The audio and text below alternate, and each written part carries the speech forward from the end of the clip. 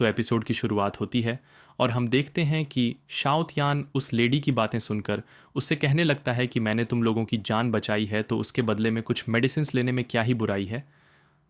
अब यह सुनकर वह लेडी कुछ कहती उससे पहले ही एल्डर जी शमान सावतिया से कहती हैं कि हमारे क्लान में 2 गॉड लेवल के हेवनली सोल फ्रूट्स मौजूद हैं, तो क्यों ना मैं वह तुम्हें दे दूं। अब इस पर शावतियान कहता, हाँ ये सही रहेगा। एक बार मेरे मास्टर को होश आ गया तो वह हमारे शिंग ट्राइब को ज़रूर प्रोटेक्ट करेंगे। अब इस पर एल्डर जी शमान बंगलन से कहती है कि तुम इन लोगों का ध्यान रखना, तब तक मैं उस हेवनली फ्रूट को लेकर आती हूँ। अब इसी के साथ हमें कुछ देर बाद का सीन दिखाया जाता है जहां एक कमरे में लिन फैंग अब भी बेहोश पड़ा होता है।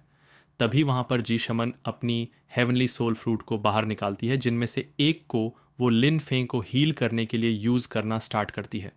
तो लिन फेंग खुद दूसरे हेवनली सोल को भी उस पहले वाले के साथ एब्जॉर्ब करने लगता है। अब ये देख बंगलू आन और सब काफ़ी हैरान होते हैं। तो तियानो ने बताता है कि मेरे मास्टर के पास ग्रेट पावर्स है, इसीलिए वो डीप स्लीप में होने के बावजूद भी बाहरी दुनिया को सेंस कर सकते हैं। अब वो इतना कहता ही है और लिन फंग वहाँ पर उस हेवनली सोल फ्रूट की पावर्स को एब्जॉर्ब कर ही रहा होता है कि तभी बाहर से कोई एल्डर जी शमान को आवाज़ देते हुए कहता है कि चुपचाप से उस मर्डर को हमारे हवाले कर दो। ये सुनकर एल्डर जी शमान बाकी सबके साथ बाहर जाती है। तो वहाँ पर ब्लेजिंग लाइन क्लान की एनसेट अपनी कुछ आदमियों के साथ अपीयर होते हैं और उसके साथ साथ वहाँ पर लाइटनिंग ईगल क्लान के आंसेस्टर युनशव भी वहाँ पर अपीयर होती है, जिन्हें देख बिंग लवान हैरान होकर कहती है कि आखिर दोनों ही क्लान के असिस्टर यहाँ पर क्या करने आए हैं। यह सुनकर उसके साथी भी डर जाती है और कहने लगती है कि एक वर्शल गॉड रिलम के 4th लेवल में है तो दूसरा 5th लेवल में, अब हम इनके साथ कैसे डील करेंगे। तभी एल्डर जी शमान आगे जाकर उन लोगों से कहती हैं कि आप दोनों ही यहाँ पर आए हो, ही ऐसा तो नहीं कि आप दोनों हमारे क्लान के साथ एक नया वॉर स्टार्ट करना चाहते हो।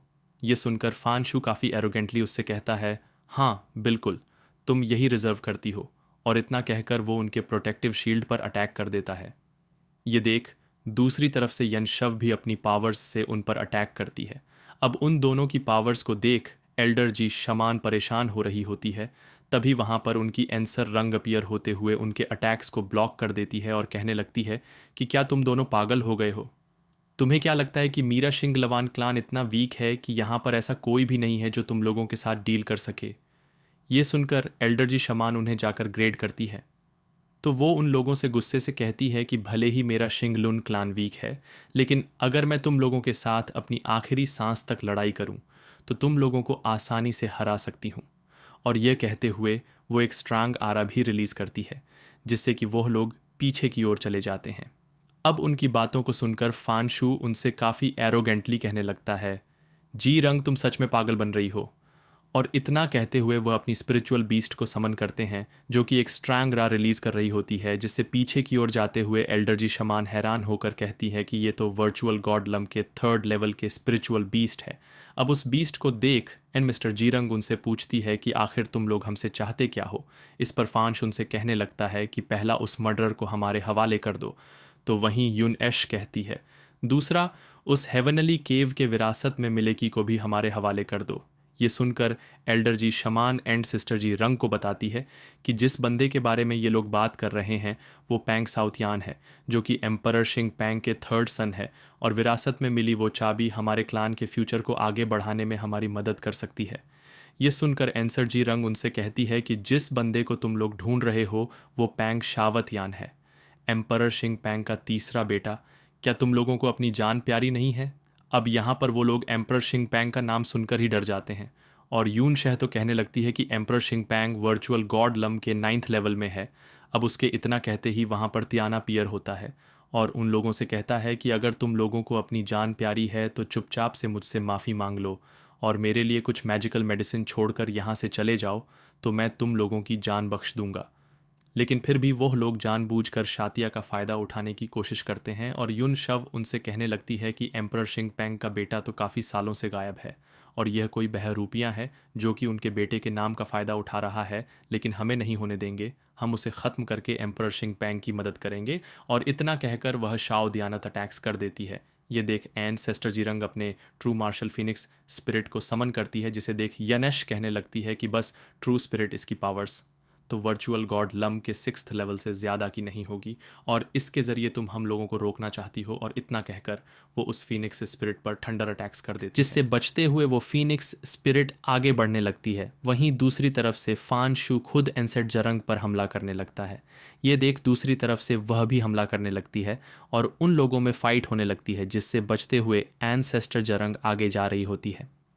ये देख फांश उनसे काफ़ी एरोगेंटली कहता है कि तुम अब भी मेरे अटैक से बच जा रही हो। सच में तुम्हारा लक काफ़ी साथ दे रहा है, लेकिन यह ज़्यादा देर तक तुम्हारा साथ नहीं देगा।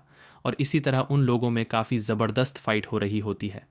वहीं दूसरी तरफ यून शव उस फीनिक्स स्पिरिट के पीछे पड़ी होती है और उस पर लगातार थंडर अटैक्स करते हुए कहती है कि तुम्हें तो मैं काफ़ी आसानी से डिस्ट्रॉय कर सकती हूँ। लेकिन वो फीनिक्स स्पिरिट उसके अटैक से बचते हुए आगे बढ़ रही होती है। यह देख यून शव गुस्से से थंडर लॉर्ड की स्पिरिट बॉडी को समन करती है, जो कि काफ़ी पावरफुल उस फीनिक्स स्पिरिट पर हमला कर देता है, जिसे वह फीनिक्स स्पिरिट रोकने की काफ़ी कोशिश करती है, लेकिन रोक नहीं पाती और मारी जाती है। यह देख बंगलन की मॉम और एंसर जरंग दोनों ही जोर से चिल्लाते हैं। वहीं उन सब का मज़ा लेते हुए फांश जोर से हंसने लगता है और कहता है कि तुम्हारा शिंग लुन क्लान इससे ज़्यादा और कुछ नहीं कर सकता। अब यह देख युन शो उनसे काफ़ी एरोगेंटली कहती है कि अब तुम लोगों की बारी है, और इतना कहकर वो अपने थंडर लॉर्ड के ज़रिए उन पर भी हमला कर देती है, जिससे एक स्ट्रांगरा रिलीज़ होता है और शिंग लुन क्लान के लोग पीछे की ओर चले जाते हैं। वहीं उस थंडर लॉर्ड के अटैक को देख शातियानोक जाता है और डरते हुए लिन फैंग से मदद मांगता है और वहाँ से गायब हो जाता है। वहीं दूसरी तरफ उस थंडर लॉर्ड के अटैक को रोकने में एनसेट जरंग की बाकी लोग भी मदद कर रहे होते हैं, लेकिन थंडर लॉर्ड की पावर्स उन पर भारी पड़ रही होती है और एक बड़ा धमाका होता है, जिसके कारण एनसेट जरंग घायल होकर पीछे की ओर चली जाती है। अब इसी मौके का फ़ायदा उठाकर यून शव अपने थंडर लॉर्ड के ज़रिए वापस से उन पर अटैक करती है। यह देख सब चौंक जाते हैं, लेकिन उसी वक्त उसके थंडर लॉर्ड पर एक स्ट्रांग ग्रेविटी प्रेशर पड़ने लगता है, जिसके कारण वो एंसर जरंग पर हमला नहीं कर पाता। यह देख सब हैरान रह जाते हैं और उसी वक्त वहाँ पर लिन फेंग की एंट्री होती है, जो कि उन सब के आगे जाकर एक फॉर्मेशन एरी एक्टिवेट करते हुए उनसे गुस्से से कहता है कि बस वर्चुअल गॉड रिलम के 5th लेवल में होकर तुम लोग यहाँ पर मुसीबत खड़ी करने की कोशिश कर रहे हो। तुम लोगों की इतनी हिम्मत। और उसके इतना कहते ही हमारा यह एपिसोड यहीं पर ख़त्म हो जाता है।